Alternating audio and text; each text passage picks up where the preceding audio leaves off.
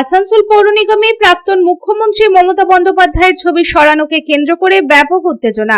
বিজেপির নেতা ও কর্মীদের বিক্ষোভের জেরে মঙ্গলবার আসানসোল পৌর নিগমের রাজনৈতিক উত্তেজনা ছড়িয়ে পড়ে। অভিযোগ, বিজেপির কর্মীরা মেয়র বিধান উপাধ্যায়ের কার্যালয়ে প্রবেশ করে প্রাক্তন মুখ্যমন্ত্রী মমতা বন্দ্যোপাধ্যায়ের ছবি সরিয়ে প্রধানমন্ত্রী নরেন্দ্র মোদী, রাষ্ট্রপতি দ্রৌপদী মুর্মু এবং বর্তমান মুখ্যমন্ত্রী শুভেন্দু অধিকারীর ছবি লাগিয়ে দেন। মেয়রের পদত্যাগের দাবিতেও একটি বিক্ষোভ অনুষ্ঠিত হয়। এদিন ঘটনার খবর পেয়ে আসানসোল দক্ষিণ থানার পুলিশ ও জাতীয় নিরাপত্তার কর্মীরা ঘটনাস্থলে পৌঁছে পরিস্থিতি নিয়ন্ত্রণে আনে। তবে এই ঘটনার প্রতিবাদে বুধবার মেয়র বিধান উপাধ্যায়ের নেতৃত্বে পৌর কাউন্সিলর, বড় চেয়ারম্যান এবং মেয়র কাউন্সিলরের সদস্যরা জেলা শাসকের কাছে গিয়ে একটি লিখিত অভিযোগ দায়ের করেন। অভিযোগে ঘটনাটির বিস্তারিত বিবরণ অন্তর্ভুক্ত ছিল।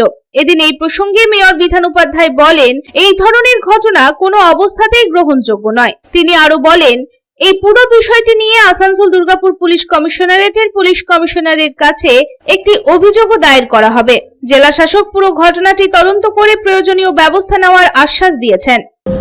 আপনারা সবাই যে চ্যানেল আছেন সবাই গতকালকে ছিলেন, যে ঘটনা ঘটিয়েছে সেই ঘটনা একটা সরকারি অফিসে ঢুকে, মানে আমরা উপস্থিত থাকাকালীন যেভাবে ঘটনা ঘটিয়েছে সেটা নিন্দনীয়, এবং যেভাবে বলে গেছে যে কর্পোরেশনে কাউকে আসতে হবে না, আমরা জিতেছি।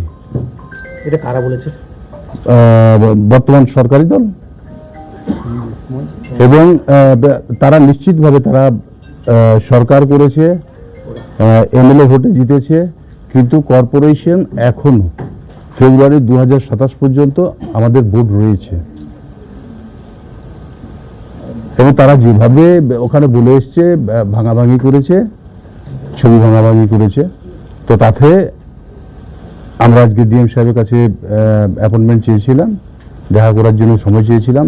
ডিএম সাহেব দেখা করেছেন এবং উনি আশ্বাস দিয়েছেন যে ওনারা এটা দেখছেন। লিখিত অভিযোগ না, অলরেডি তো আমরা এফআইআর করেছি, একটা কমপ্লেন থানাতে করেছি আমরা। যারা ছিল তারা তো নিজেরাই, যে নেতা নেত্রীরা ছিল তাদের নামে করা হয়েছে।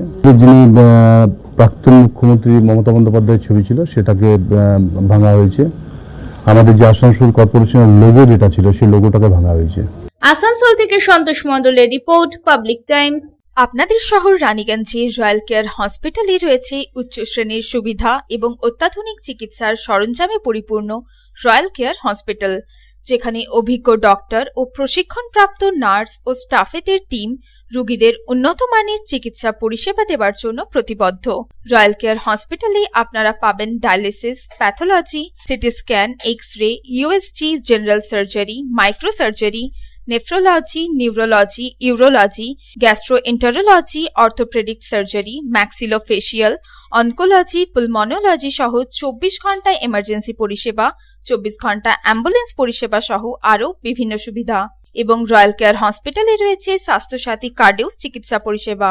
Royal care hospital, NH2 panjabi মোড়, রানীগঞ্জ। Toll free number 1800-121-3557।